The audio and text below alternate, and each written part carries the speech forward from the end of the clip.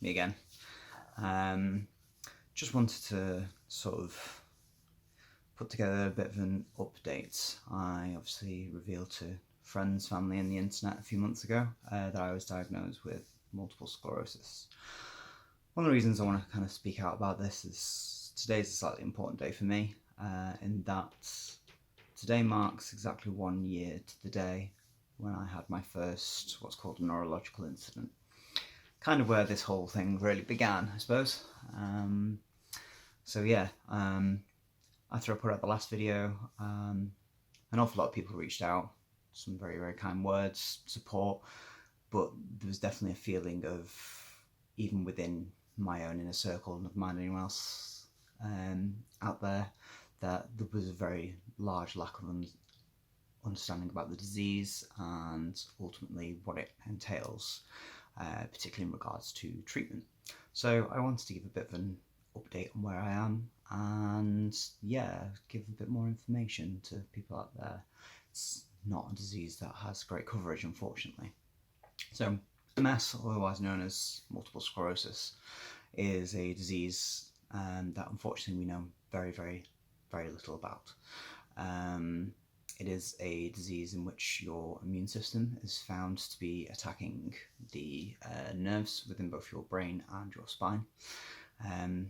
Your own immune system, particularly white blood cells, attack the myelin sheath on your nerves and ultimately leave the actual nerve fibers, which are responsible for transmitting the various signals up and down your body, which control more or less every function in day-to-day life, become inflamed, and the signals can either become interrupted, the nerves can become scarred, or completely block signals entirely.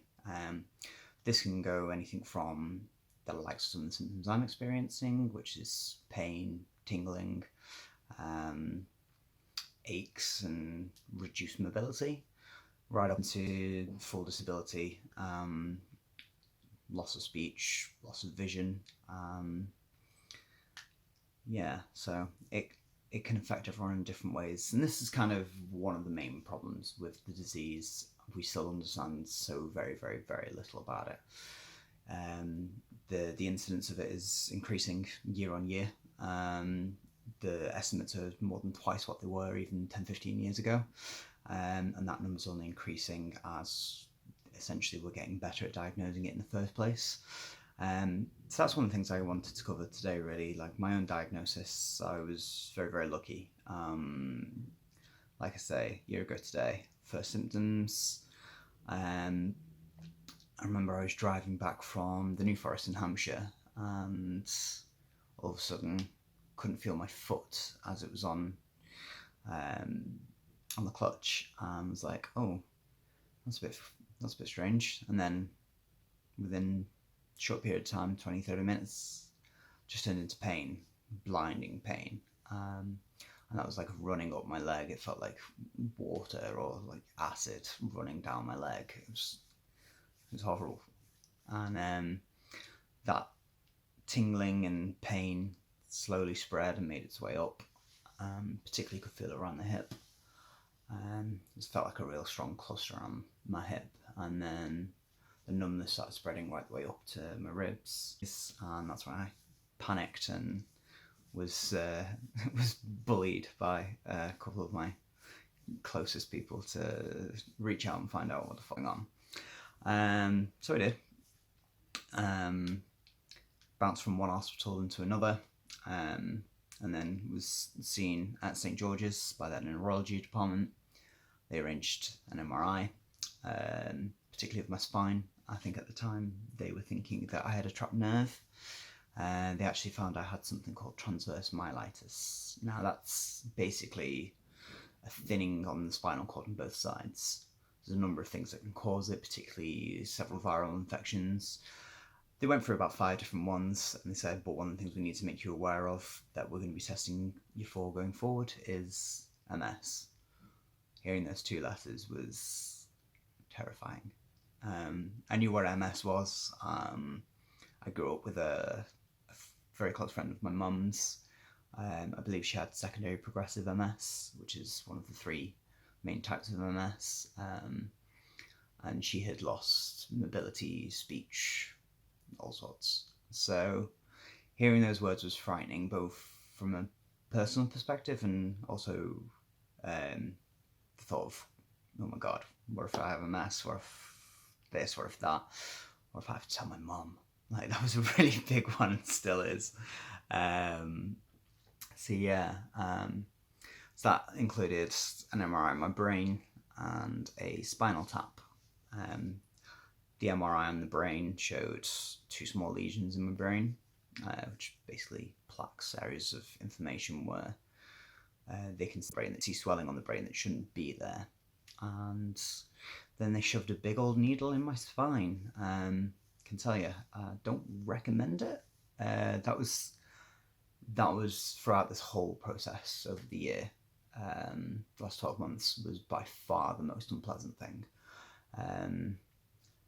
Yeah, I mean, they numb you from the waist down, but someone sticking a needle in your spine gets felt regardless. So that was distinctly unpleasant and left me with a lot of pain. Could barely walk for the next couple of days. And for months and months afterwards, and even occasionally now when I have a bad day, I can feel this red hot, just a really thin line of pain going in my spine. And I can almost feel like the needle's still in there. Still makes me a bit queasy. And then from there, that gave a positive diagnosis, because what they were testing for there was antibody activity in the spinal fluid. That indicated, yes, I have MS. Thankfully, the definitions, diagnoses, criteria have changed over the years. I think the one that I was diagnosed under was changed only in 2017, so that's a really recent development, and it seems to be an ongoing thing with MS from all the research I've done, that the small breakthroughs that we're getting now are very, very much only happening now. We still understand so little about this disease. Speaking to other people, it's almost been like, it's like a fingerprint. Everyone's different because it's autoimmune.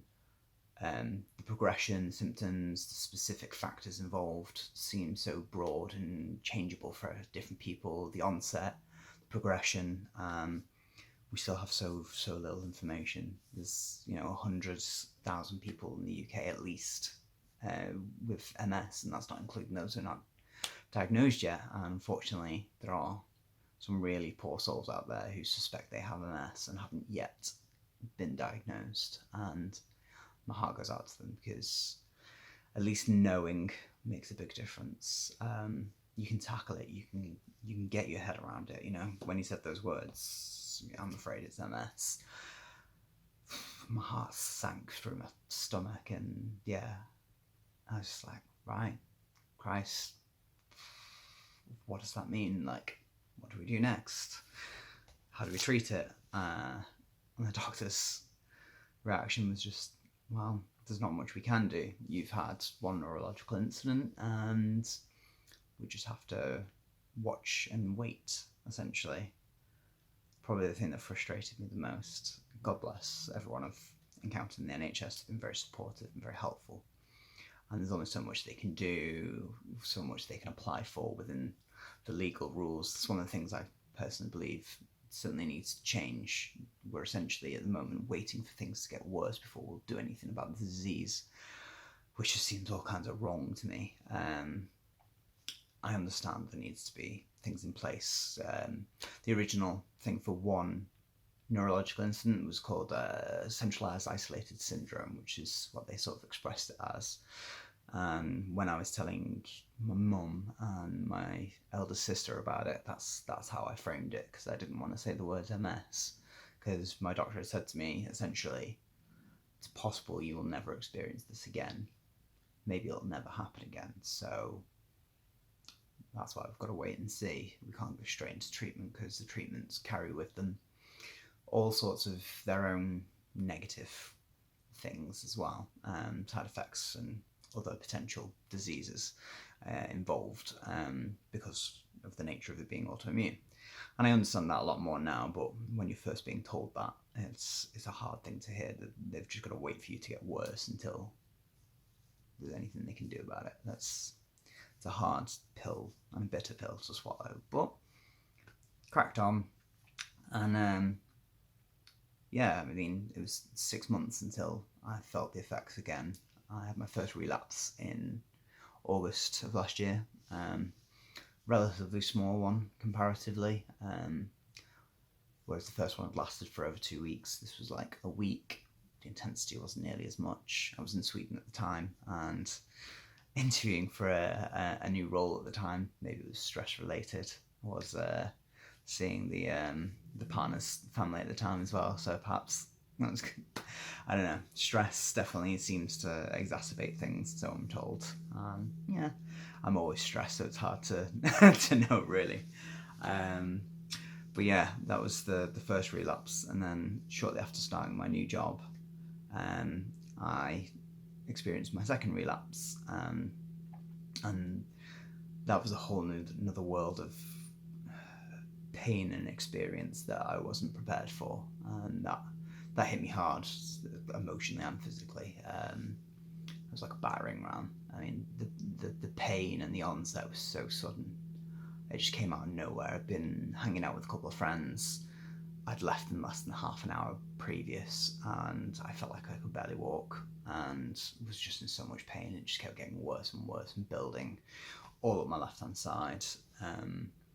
Felt like I'd been split in half in terms of just how widely different my left-hand side felt. Right from my right-hand side, it was like something or someone had abducted half of my body. It didn't feel right. It didn't feel normal.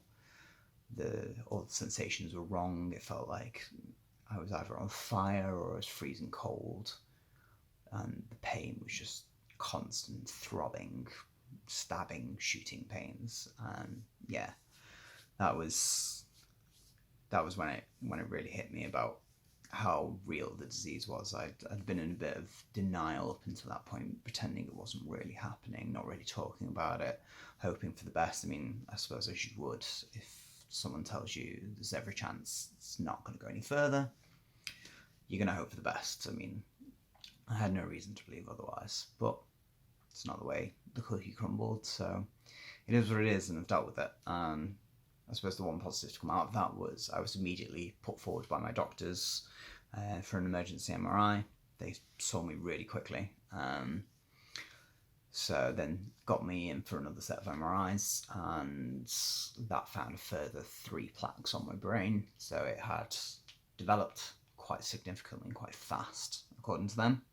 That coupled with the symptoms and the relapses, they were like, we're going to push you straight into tier 2 treatments. Had to go through a whole rigmarole of things to check I was eligible for that in terms of, God, I must have had 100 blood tests and something like that, testing me for TB, for various viruses that exist naturally, such as one called JCV. They reckon up to 90% of people are exposed to JCV to one extent or another, and that then affects what treatments you can be eligible or safe to take. All of the treatments that I was offered essentially are, for lack of a better explanation, chemotherapy. They are targeted at attacking your white blood cells and reducing the number of those white blood cells in order to try and reduce the onset and severity of the disease. So the one that I elected for was actually a tableted one called Mavenclad, this little bad boy right here. So ultimately, researching the different treatments, the relative side effects, all of them weren't 100% effective. Coupled with the fact that I was moving from London to Leeds, kind of made me feel like I need to give the tablets a try because it's something I can do from home and have a degree of control over, and the relative effectiveness was reasonably good at like 66%. You know, the highest ones being 70 to maybe 80, but they had a whole host of some real gnarly side effects that were almost as, if not more, terrifying than the disease itself if it went wrong. I mean, people have asked me, were quite shocked when they heard that I was on chemotherapy. So I had to do 2 rounds, one in December and one in January. I'll do it again in December of this year and January of next year. It's taken a little while to get over. I mean, it's chemotherapy. It's one of the things. It's as good as it is. As far as chemotherapy goes, it wasn't so bad. Like, there are people out there who have it way worse. So yeah, it was tough. It wasn't pleasant. It wasn't like being tickled. But ultimately, I felt a little bit better since the second course. Don't get me wrong, during it I felt dreadful. The second course was horrendous. It causes like ghost symptoms. So it's like echoes, I described them as. It's like your nerves are on fire, not in the same way as when you're having an attack, but it's like reminding you that something's wrong and that something's not okay. And that lasts for like 4 weeks after the course, and then 4 weeks again after the second course. And the second course generally made me feel more dreadful. I felt like I'd gone 10 rounds with a heavyweight boxer. Everything everywhere hurt. All my muscles hurt. Everything just the pain was constant. But ultimately, I'm starting to feel a little bit more like myself again. Whilst I've still got my health and feeling like I've got